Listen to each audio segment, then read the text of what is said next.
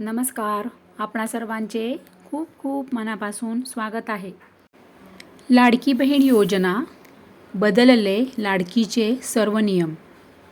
आता सर्व नियम बदललेले आहेत आणि लाडकी बहीण योजनेचे निकष सुद्धा बदललेले आहे. आता मे हप्ता हा कोणत्या लाडक्या बहिणींना मिळणार हे सुद्धा अतिशय महत्त्वाचं आहे. कारण की नियमांमध्ये आणि निकषांमध्ये खूप मोठे बदल झालेले आहेत आणि आता हा जो निर्णय आहे हा अतिशय तातडीने हा निर्णय घेतले गेलेला आहे लाडकी बहीण योजनेच्या बाबतीमध्ये. आजचे आत्ताचे नवीन अपडेट लाडकी बहीण योजना. लाडक्या बहिणींना माहीतच आहे की जेव्हा लाडकी बहीण योजना आली तेव्हा या योजनेचे काय नियम आणि काय निकष होते ते. आणि आत्ता हे नियम आणि हे निकष बदललेले आहे का? आता मे हप्ता हा कोणाला मिळणार आहे आणि आत्ताचे आजचे लाडकी बहीण योजनेचे नवीन नियम आणि नवीन निकष काय आहे आणि असे अजून बरेच काही महत्त्वाचे अपडेट आपण या व्हिडिओमध्ये बघणार आहोत. तर लाडक्या बहिणी बघा, सर्वात महत्त्वाचे म्हणजे की आपण सुरुवातीला हे बघूया की आत्ता नियम आणि निकष काय आहे आणि मे हप्ता हा कोणत्या लाडक्या बहिणींना मिळणार आहे. त्यानंतर बघूया मे हप्ता कोणत्या लाडक्या बहिणींना मिळणार आहे आणि अजून बरेच काही अपडेट महत्त्वाचे आपण या व्हिडिओत बघूया. लाडक्या बहिणी संपूर्ण व्हिडिओ बघितला तर तुम्हाला सर्व समजेल. मध्येच तुम्ही जर व्हिडिओ थोडा पाहिला आणि थोडा सोडून दिला तर लाडक्या बहिणींना पूर्णपणे काही अपडेट कळणार नाही. लाडक्या बहिणी बघा, सर्वात आधी मला हे कमेंट करा की तुम्हाला मार्च आणि एप्रिल हप्ता आलेला आहे का? तुम्हाला मार्च आणि एप्रिल हप्ता जरी नसेल आला आणि जर तुम्ही पात्र लाभार्थी असाल तर महत्त्वाचे काय तर तुमची जी फेर तपासणी आहे ती फेर तपासणी तुमची पूर्ण जर झालेली असेल तर तुम्हाला 100% मे हप्ता हा मिळणार आहे. कारण की बऱ्याच लाडक्या बहिणी अशा होत्या की त्या पात्र होत्या, निकषांमध्ये आणि नियमांमध्ये बसत होत्या, तरीसुद्धा त्यांचे मार्चपासूनचे हप्ते त्यांना मिळालेले नव्हते. परंतु आता फेर तपासणी ही सरकारपर्यंत तुमचा डेटा पोहोचलेला आहे आणि ही फेर तपासणी पूर्ण झालेली आहे. अशा सगळ्या लाडक्या बहिणींना मे हप्ता मिळणार आहे आणि त्यासोबतच तुम्हाला मार्च आणि एप्रिल हाही हप्ता मिळणार आहे. तर लाडक्या बहिणी बघा, आता काय आहे आत्ताचे नियम आणि काय आहे आत्ताचे निकष. तर बघा, सरकार म्हणजे आत्ता ज्या 80 लाख लाडक्या बहिणी आहेत की त्या योजनेतून बाहेर काढण्यात आलेल्या आहेत. काय आहे, असे का घडले आणि कशामुळे या 80 लाख लाडक्या बहिणी बाहेर पडल्या तर धडधडीत आहे. त्यामध्ये 60 लाख लाडक्या बहिणी या EKYCमुळे लाडकी बहीण योजनेच्या लाभापासून कायमच्या वंचित झालेल्या आहेत. परंतु खरंच कायमच्या वंचित झाल्या का त्या तर नाही. कारण की मुख्यमंत्री श्री देवेंद्रजी फडणवीस साहेबांनी स्वतः लाईव्ह सांगितलेले आहे आणि ते आपल्या चॅनलवर व्हिडिओज आलेले आहेत. काय म्हणाले फडणवीस साहेब की जर तुम्ही पात्र लाभार्थी आहात तर तुमच्यासाठी आम्ही पुन्हा EKYC सुरू करणार आहोत. त्यावेळेला तुम्ही EKYC पूर्ण करून घ्या.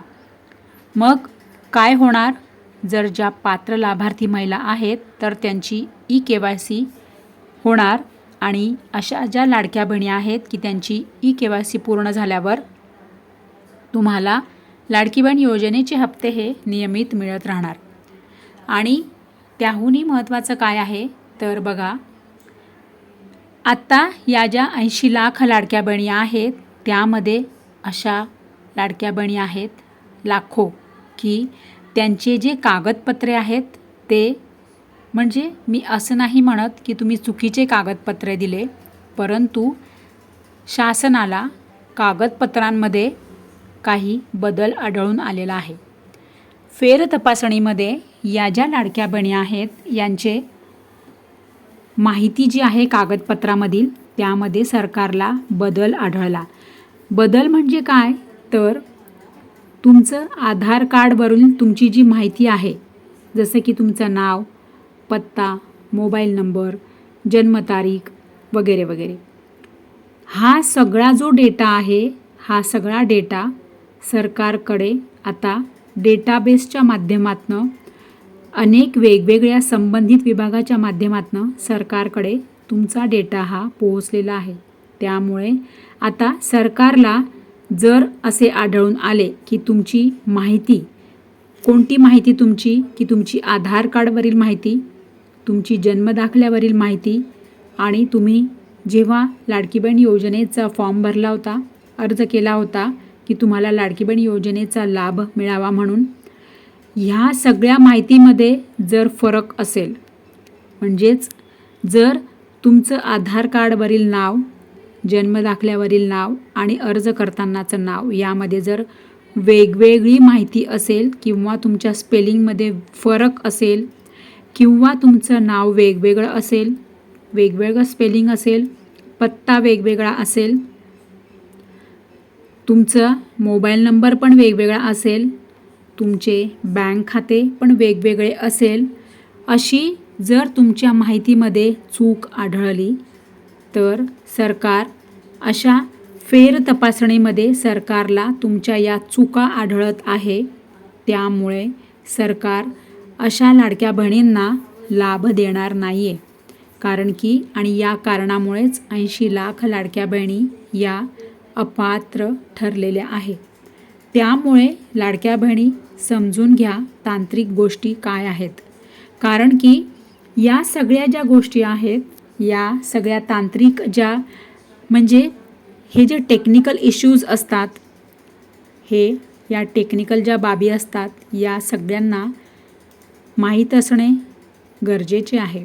कारण की तुम्हाला असे वाटत आहे की तुम्ही सर्व नियमांमध्ये आणि निकषांमध्ये तुम्ही जर बसत असाल, तुम्ही जर सर्व नियम आणि निकष पार करत असाल आणि जर तुम्ही पात्र लाभार्थी असाल आणि तरीसुद्धा तुमचे कागदपत्रांमध्ये जर चुका आढळल्या असतील तर तुम्ही लढा.